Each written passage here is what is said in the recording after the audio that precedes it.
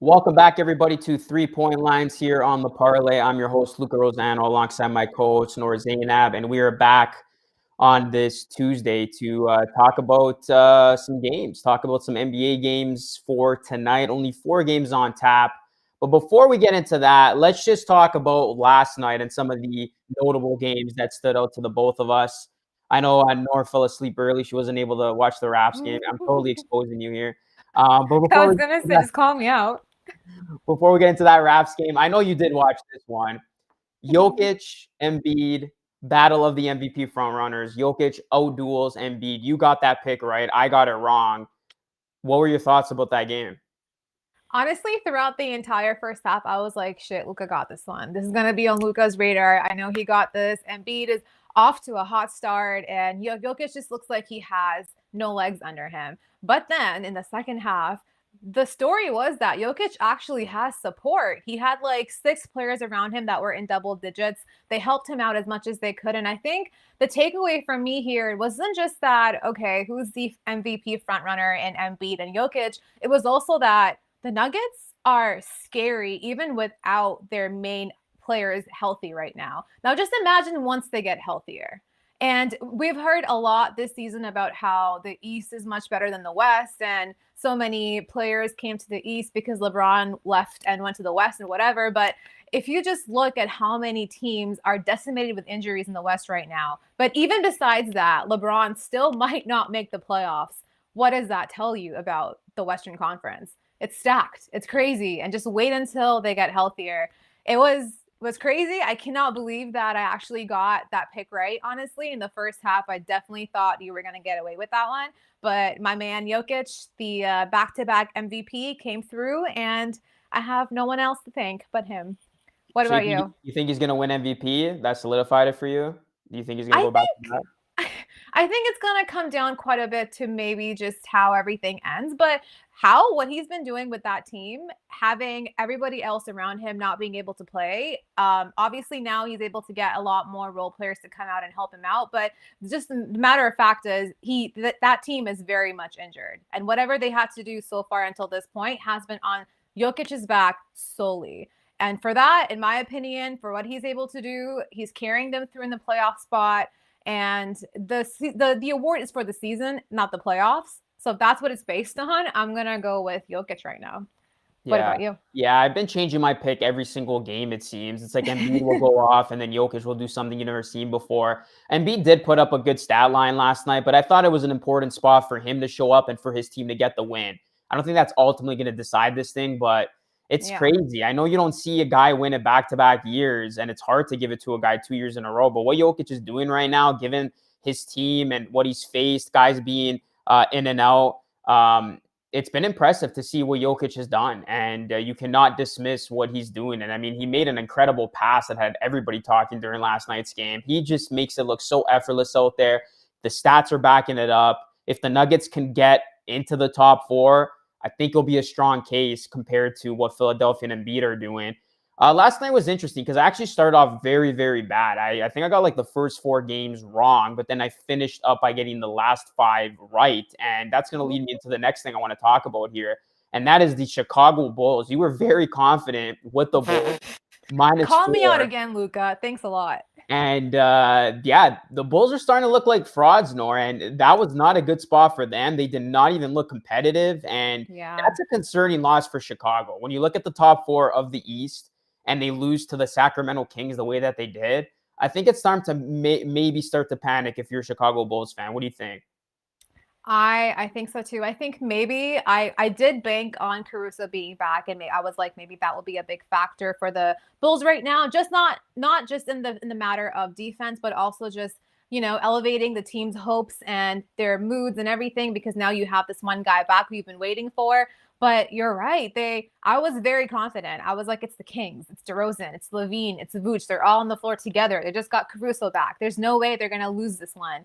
And then they lose it by like 10 plus points. And it just makes no sense. And at this point, it feels like unless DeRozan is going to play like a superstar every single night, giving you 30 plus points, the way that he had been in that super hot streak that he had, besides that, I don't know how they can go up against the best teams in the East. It's we talked about this earlier too. I think the talk of the season regarding the Bulls has been, yes, that's a good team, and yes, they've been super hot, but can they get it done against the top teams in both the East and the West? And that record has shown us in the past that they really can't. It was something like 16-0 or something like that that they had gone against the top three teams in each of the conference and they had not won either time, no matter what. And I think now, if the conversation is about the championship and how deep that playoff run will be, it just does not look so good for them. Yeah. Yeah, I agree. I think right now the Bulls look one and done in the playoffs. I, Yeah. I think it's going to be a very short postseason for them, which is unfortunate because it's going to diminish a lot of the good that this team was doing, especially DeMar DeRozan. This is a very big year for him to prove to people that he's not just a regular season performer. He can lead a team in the playoffs. But we talked about it a couple of shows ago. If things don't change, the Bulls going up against the Celtics in the first round, they're not going to win that matchup. Oh I think the man. only way the Bulls get out of the first round is if somehow the Cavs leapfrog the Celtics, because even if the Raptors move on up, Raptors Bulls in the first round, I think a lot of Raptors fans would feel pretty confident about that matchup. And then if the Bulls go up against one of those top three teams, it's a wrap. And I haven't even mentioned the Nets yet. So all of a sudden the East is looking very strong. So that leaves just one team I can see the Bulls beating in the first round, and that's Cleveland. And if it's anybody but Cleveland, they're going to be ousted in the first round. I think this team, I know they've had injuries, but I think this team just dominated against bad competition, and they looked a lot better than what they truly are. And they've just hit a wall now. They can't get up. They are having troubles in areas that they were doing really well in before, scoring the basketball, playing defense. And Mm-hmm. now it's like, what happened to this team? So we'll see if they can turn it around, but I'm not optimistic about the Bulls moving forward. Right now, they do not look like a team that's going to have a deep playoff run whatsoever. No, we've said it before too. If you ask any fan of any Eastern Conference playoff team, they will tell you that the team that they want to face in the first round or any round really in the playoffs will be the Chicago Bulls because it's just everyone kind of has them figured out. And that includes the Raptors, who, like you mentioned, he gave me away. Like a grandma, I fell asleep at 9:30 last night. I actually had a second to come back to life and think, okay, do I want to turn this game on? And I just went back to bed because it was 9:30 p.m. It's a 10:30 p.m. game, you guys. It's so late, and it went on to like what 1 o'clock in the morning. Yeah, But that's the it. Raptors took that one at home. They did not need me to watch it. And the one thing I did see last night was that I you would tell me, was that a cheap shot that LeBron did against Scotty, where he was about to get the ball out of bounds, and then he just what it looks like just whips it at his head Yeah. to almost decapitate him, and then you see the Lakers bench egging him on. What was all that about? What was the game like, Luca? Just give me the whole rundown because I did not watch it. Well, you didn't miss much from the perspective that it wasn't close. I mean, the final score didn't do this game justice. The Lakers did go on and run in the fourth quarter, but the Raptors basically had won this game after they started off. I think it was 19-2 in the first quarter. They had this game on nice Mm-hmm. throw. Yeah, I feel like this game was more about what happened to the Lakers and the frustration you saw on LeBron versus anything else. I mean, take that play, for example, that you touched on. There was another play that the Lakers couldn't get a rebound. LeBron visibly upset. And I'm still trying to figure out if that play was justified or not with Scotty Barnes, because one side of me says, yeah, that looks dirty initially. I mean, he full force throws it, whips it at Scotty Barnes, and you could have at least attempted to not maybe throw the ball as hard or go after his legs instead of the top of his body. But at the same time, people complain that today's NBA is soft. That was a play that a lot of players would make, especially some of the stuff that you used to see in the old days of basketball. Players did whatever it took to save a possession. So whether it was whipping it off their opponent or doing something that would give them the edge, that was a basketball play. So there's kind of like two ends of the spectrum, but really what I'm seeing is Raptors fans defending Scotty and then everybody else saying, don't be soft. That was a basketball play. Again, I'm indifferent. I can see both sides of the spectrum, but all in all, the Lakers have problems. We know that this team is not going to go anywhere, it seems. I don't think they're going to get saved. Even if AD comes back, they could be maybe a team that could maybe win a game if they get into the playoffs. But the way they've been playing, there's not a lot of room for optimism. And I know you don't want to feel bad for a guy who's won 4 championships, but it's like you're starting to feel a little bit for LeBron. Like everybody around him just looks like they have picked up a basketball for the first time. The compete level is in there, the energy is in there, but at the same time, LeBron got himself in this position, so I'm not feeling that sorry for him. But all in all, the Lakers are headed in the opposite direction of the Raptors right now, who are impressing everybody. I mean, 4 wins in a row. They're about to sweep this West Coast trip if they can beat the Clippers tomorrow night. Scotty Barnes did not look afraid of the King at all. He went at him. Siakam had another great game.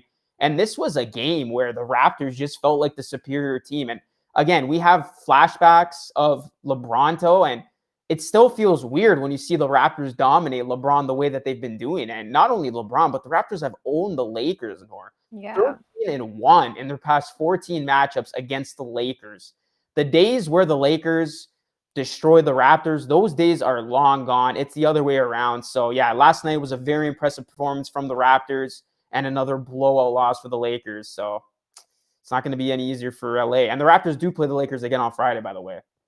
Can't wait for that. I think that's when Trudeau should take it into his own hands and ban LeBron James from Canada, because while you are right, it can be passed as a just a hard basketball play. For me, I think just as fans, it's so weird to see someone like King James go up against a rookie, who's 19 years old, and very visibly get angry at him and shove it right at his face. But that's how it goes. And you're right. I think that's why I felt like I could sleep this one off, because the Raptors were going to get business done against the Lakers. And it's not LeBronto anymore. It's Pascal California. It's Barngelis. It's Sweet Malibu. It's whatever you can put a spin on. But let's move on to tonight's slate of games. We've got 4 games on the spread tonight. The first one being the Brooklyn Nets taking on the Orlando Magic, where they are favored by -10.5. Take it away, Luca. Yeah, so we're coming in 54% myself. Noor actually moved up a percentile, I think, percentile, 53%. So yeah, you're catching up. I'm coming at you. I'm you had a coming good at outing you. last Watch night. out. Yeah, you're right on my tail. So I gotta go 4-0 tonight. We're gonna start with me picking the Nets in this spot. I know it's a lot of points, but Brooklyn playing some of their best basketball of the season. They're gonna be having Kyrie because this is a road game. KD, we saw what he did against the Knicks. And the Magic, they have had ways to win here and there. We've seen they've been much more competitive lately. But all in all, you can't ignore the fact that they are losing by an average of 8.1 points at home, and they're 12-20 against the spread at home. So that's not going to bode well for them. The Nets know this is the time of season where they got to turn it up a notch. They're on a winning streak. They're feeling good. They look confident. The Nets look scary right now as an 8 seed. That's no surprise. So I think they're going to get an easy win here by double digits over Orlando. I think you're going to call me insane. You're going to think I'm crazy. But I'm actually going to take the Magic here. Wow. And I know you're right. Absolutely. The Nets have been absolutely on fire once Kyrie has been back, because it allows Kyrie to have a night off, KD to have a night off. And we've seen it, right? They've been dropping 40, 50 points back to back as if it's nothing. But let's talk about the basement dwellers of the league right now. That's the Pistons. That's the Magic. That's the Kings. And you just saw last night, the Kings beat the Bulls. Yeah, it's the Bulls, and maybe we don't expect much of them right now, but it's still the Kings. And the Kings are the ones that beat the Bulls by 11 points. And if you look at what the Magic have been doing, in the last 6 games, 5 of them have looked like this. They took Philly to OT. They beat the Timberwolves. They beat the Pelicans.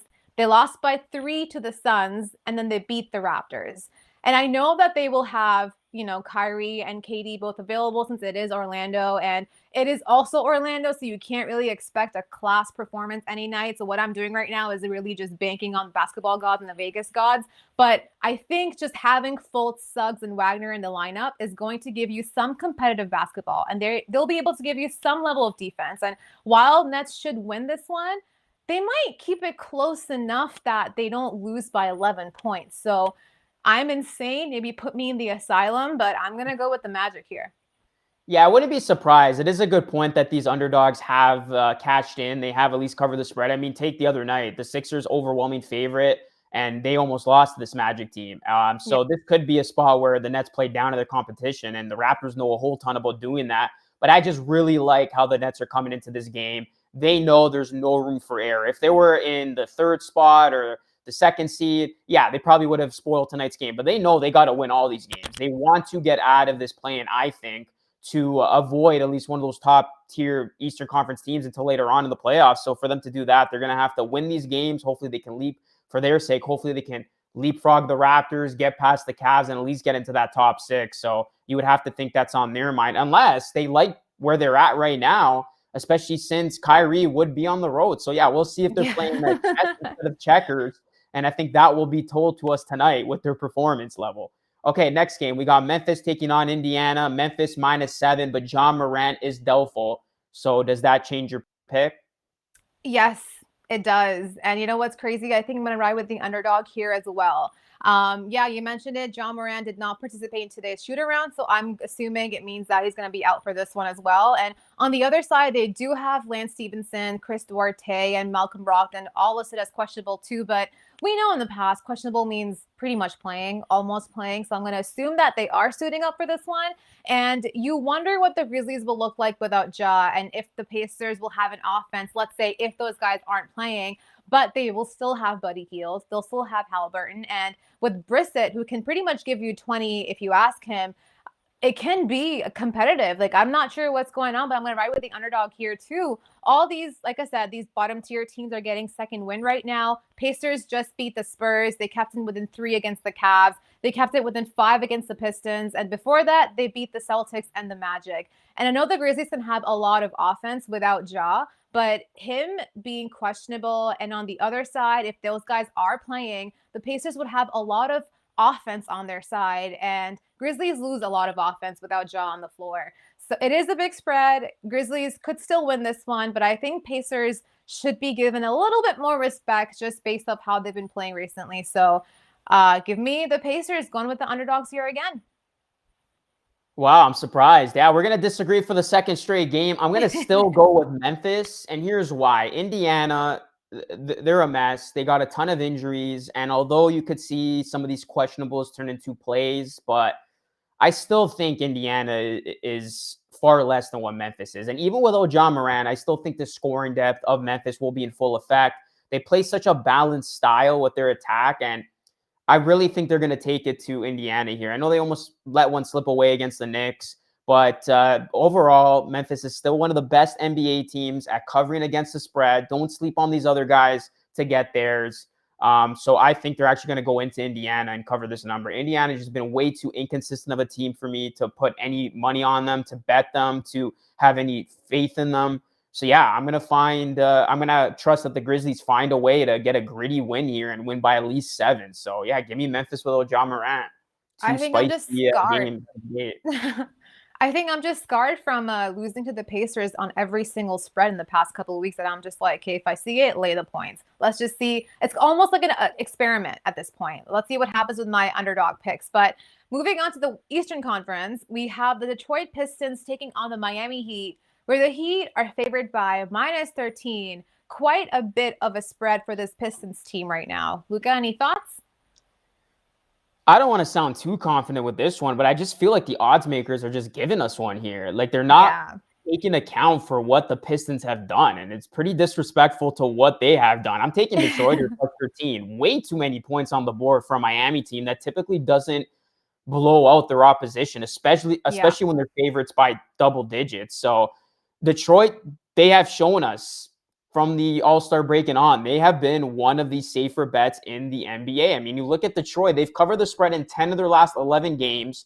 They've won 6 of those games outright. They have been one of the most lucrative underdogs in all of the NBA recently. And you look at Miami, they have won 2 of their last 3 against the Pistons, but the Pistons covered the spread in all those matchups. So the Pistons, they're far from contention, but they've been playing hard, and they've been playing like there is something to play for. And Cade Cunningham has continued to look as good as he has been. Maybe he can be a sleeper pick, if you will, for Rookie of the Year. I know Barnes has, I think, solidified himself as the favorite now. You still got Evan Mobley. So Cade, he wants to let everybody know that he's still a part of that equation. So I think Miami wins tonight, but I don't think it's this by this many points. I think Detroit does keep it close. So give me the Pistons on the road. We're going to agree here too. I think, yeah, absolutely. Vegas is not doing the Heat fans any favors. You should be looking at how the Pistons have been playing. And if that's any reflection of this game tonight, go with the Pistons. They have been great recently, and they have been covering the spread just like you mentioned.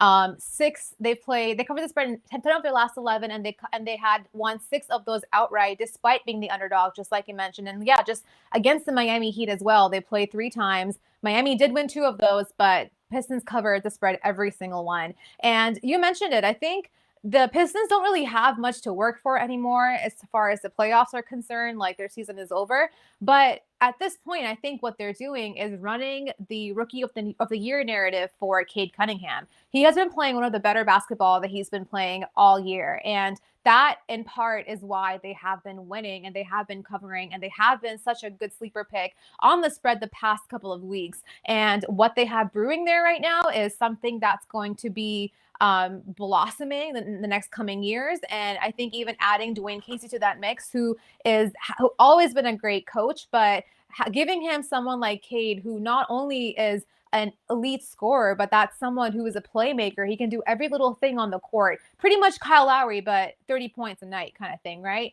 This is someone that can do so much for you. And I think that this is just showing you a reflection of this team. And right now they've realized that, of course, they have nothing to work for, but that little spark where they can make that narrative run for Cade, I think, is the reason why they are able to do what they're able to do. So I'm going to go with the Pistons. I think Miami can still take this, but there's no way that the Pistons should lose this by 14. I can almost bet my heart on it. I shouldn't, based off how I've been playing, but I think that the Pistons should have a very good chance here against Miami on the spread.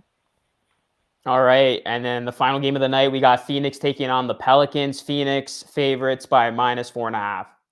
Again, I think this is way too low of a spread for a Pelicans team. Pelicans are not going to have Brandon Ingram on this one, and you're going up against the best team in the league in the Suns. And you're almost pretty much insulting the Suns. Like, you did play, if you're the Pelicans, you did play the Rockets recently on Sunday, but prior to that, you lost 4 straight. And also, it's the Rockets. You're kind of supposed to win against the Rockets, the worst team in the league. And Suns are the best ones in the league for a reason, and they've been carrying the load even without Chris Paul in the lineup. Their only 2 losses in the last 7 games has come from the Bucks and the Raptors, so that's kind of respectable in my unbiased opinion. And the showdown, I think, tonight will be between JV and Ayton, going head to head. So if you have any player props you want to watch out for, keep an eye on those 2, and maybe as well as Booker and McCollum. But overall, it's way too low of a spread for this Suns team that have been on fire, and for a Pelicans team that has been kind of, for lack of a better word, abysmal without Brandon Ingram in the lineup. So again, kind of insulting if you're a Suns fan, and they will be my only favorite pick of the night in a sea of underdogs. So give me the Suns. What about you? Yeah, I'm very surprised with the spread too, like the last one. So I don't know if this is Vegas setting up people for failure, or these are trap spots. But yeah, I They're losing agree. money. I don't know how you can look at this game and not take Phoenix, considering who the Pelicans are missing. And Phoenix is the best team in the NBA. They just destroyed the Lakers.